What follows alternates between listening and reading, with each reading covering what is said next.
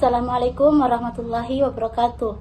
Perkenalkan, nama saya Mirna Apriani dengan NIM 20100123072. Baik, di sini saya akan menjelaskan tentang definisi jiwa dan manusia menurut beberapa ahli. Yang pertama yaitu Socrates, Plato, dan Aristoteles. Yang pertama yaitu pendapat menurut Socrates. Barang siapa yang memiliki pengertian sejati akan memiliki kebajikan atau keutamaan moral sehingga dapat menjadi manusia yang sempurna.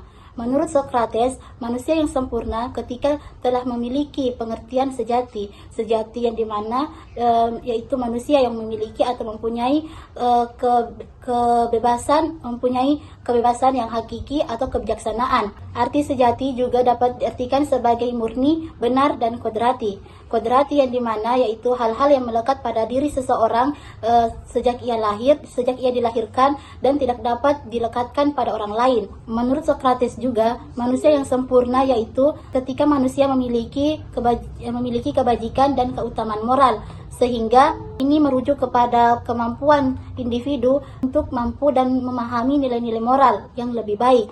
Sehingga manusia yang sempurna menurut Socrates yaitu ketika manusia yang mampu memiliki kebahagiaan yang sejati dan memahami yang baik dan yang buruk, serta dapat menjadikan nilai-nilai moral yang lebih baik lagi. Yang kedua itu menurut pandangan Plato terhadap jiwa manusia. Plato membagi 3 bagian, yaitu jiwa manusia yang bagian pertama yaitu rasional atau rasio, yang kedua kehendak, dan yang ketiga yaitu nafsu. Rasional atau rasio adalah bagian utama atau bagian tertinggi dari bagian jiwa dan manusia, yang dimana berfungsi untuk berpikir secara luas dan memahami kebenaran. Rasio memberikan sumber pengetahuan dan kebijaksanaan terhadap manusia untuk memahami ide-ide yang lebih baik atau mencapai tujuan yang lebih baik. Yang kedua yaitu kehendak. Kehendak dalam pandangan Plato yaitu di bagian kedua jiwa manusia.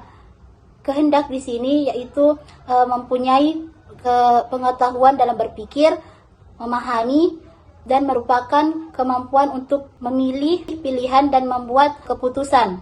Yang ketiga yaitu nafsu.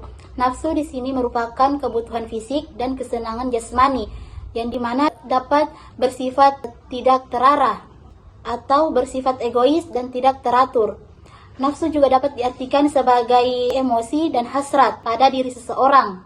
Ketika nafsu tidak terkelola, individu dapat terjebak dalam perilaku hedonistik, yang dimana hedonistik merupakan pandangan seseorang dalam mengutamakan kesenangan pribadi yang berlebihan. Oleh karena itu, 3 bagian ini tidak boleh terpisahkan atau 3 bagian ini harus senantiasa terarah dan berjalan baik untuk mencapai kehidupan yang harmonis. Yang ketiga, menurut pandangan Aristoteles, yaitu manusia adalah hewan yang berakal sehat, yang mengeluarkan pendapatnya, yang berbicara berdasarkan akal pikirannya. Manusia adalah hewan berpolitik, hewan yang berfamili dan bermasyarakat, yang memiliki kampung halaman dan negara.